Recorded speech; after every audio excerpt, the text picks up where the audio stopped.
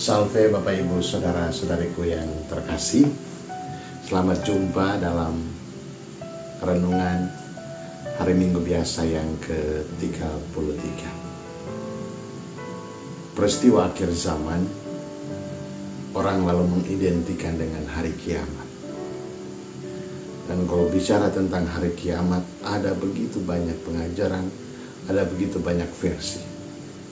Dan seringkali hari kiamat menjadi sesuatu yang menakutkan, sesuatu yang menggetarkan, karena selalu dikisahkan peristiwa-peristiwa yang membuat kita sendiri pasti cemas dan takut.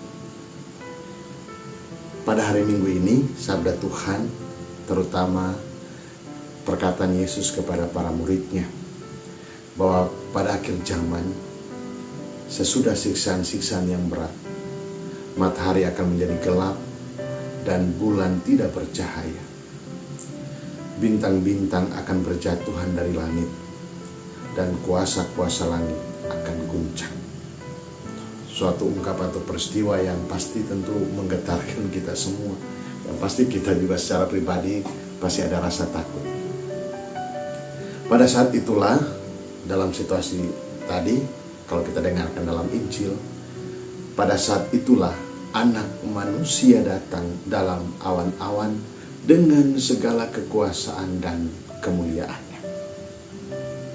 Apa yang ia sampaikan ini sekali lagi bukan untuk menakut-nakuti para muridnya, melainkan memberikan kepastian bahwa Anak manusia benar-benar akan datang menjemput orang-orang yang percaya.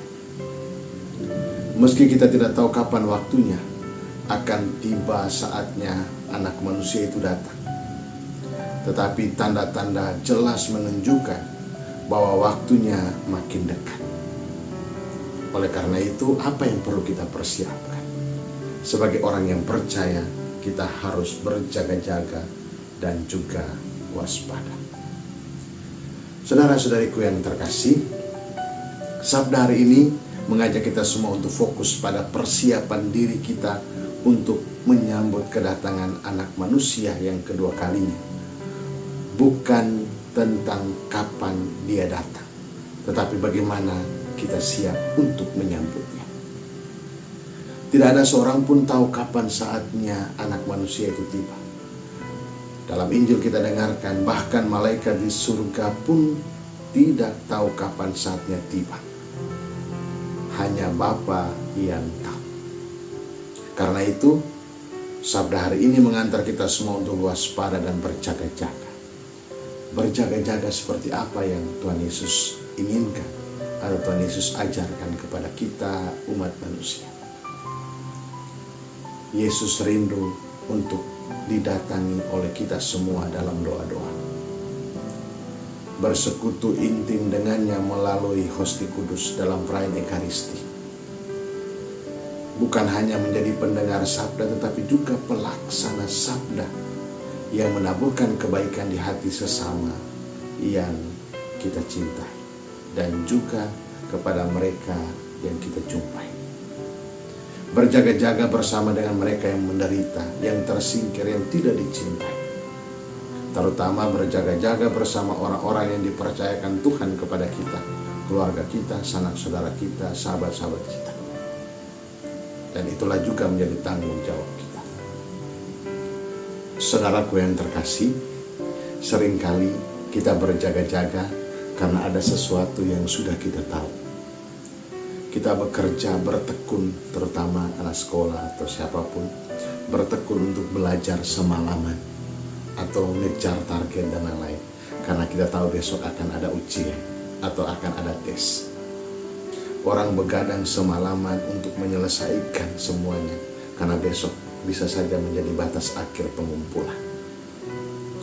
Dan masih banyak hal lainnya, di mana kita semua memperjuangkan segala sesuatu karena kita ada dalam kemendesakan, terjepit situasinya dan lain sebagainya. Lalu bagaimana dengan sesuatu yang kita tidak tahu kapan waktunya akan tiba? Dalam kelemahan kemanusiaan kita, kita seringkali mengulur-ulur waktu. Kan masih lama, kan nanti masih ada ini, masih boleh tunda dulu dan lain sebagainya.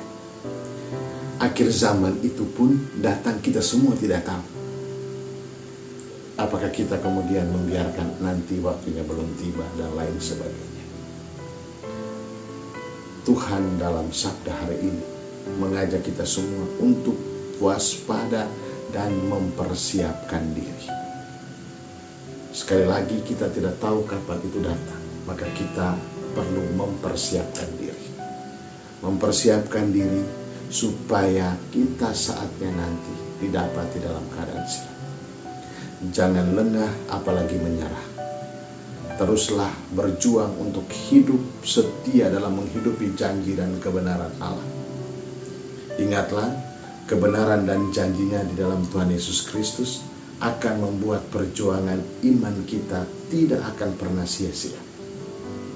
Percayalah, akan tiba saatnya Yesus akan menjemput kita bersama semua orang yang percaya untuk menikmati persekutuan yang indah dengan Allah sebagaimana yang Ia janjikan, sebagaimana yang diingatkan oleh Nabi Daniel dalam bacaan pertama. Semua orang akan dikumpulkan, orang-orang dari timur, dari barat, dari utara dan selatan, dari 4 penjuru dunia. Allah akan mengumpulkan semuanya. Bapak, Ibu, saudara-saudara yang terkasih, supaya kita semua menjadi orang-orang yang terkumpul oleh Allah dari segala penjuru dunia tadi. Dan dalam bacaan kedua dikatakan bahwa kita adalah orang-orang yang diselamatkan oleh kurban Kristus yang satu kali untuk selamanya itu. Maka berjaga-jagalah. Waspada jika kita ingin selamat. Jalan yang jelek membuat sopir akan terus waspada dan berhati-hati untuk bisa selamat sampai tujuan. Perjalanan hidup menuju sukacita kekal yang Tuhan janjikan menuntut kita untuk terus berjaga-jaga. Dan juga kita semua lahir sebagai seorang pemenang. Pemenang atas kuasa jahat yang menghadang kita.